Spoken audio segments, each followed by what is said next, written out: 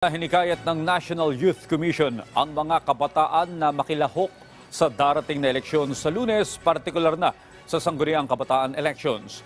Sa press conference ng National Task Force to End Local Communist Armed Conflict o NTF-ELCAC, sinabi ni NYC Chairperson Undersecretary Ronald Cardema na dapat maging mabusisi sa pagpili ng mga susunod na lider ng kabataan sa barangay ang mga botanteng Filipino youth.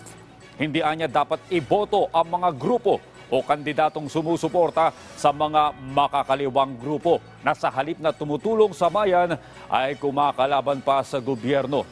Sa mga kabataang may napansing kahinahinala o sumusuporta sa mga leftist groups, hinimok sila ni Cardema na agad na i-report sa NYC.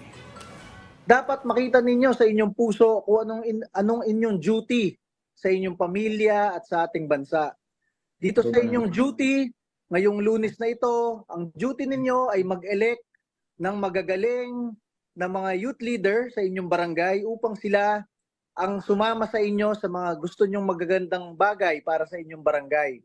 So gawin ninyo ang inyong duty at bumoto kayo ng ayos na leader sa inyong lugar. Hindi yung hindi kayo boboto, tapos magrereklamo pa kayo bakit gano'n ang bansa, di ba? So, do your duty of electing your best youth leaders in the SK on Monday. And after that, help them, guide them, and partner with them in doing changes in your barangay and in our country.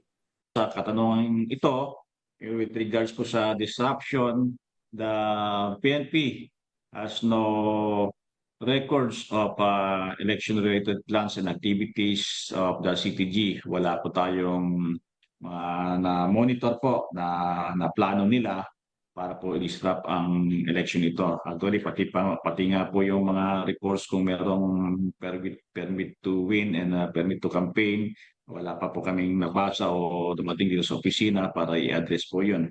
Although nakahanda po kaming i-monitor at tugunan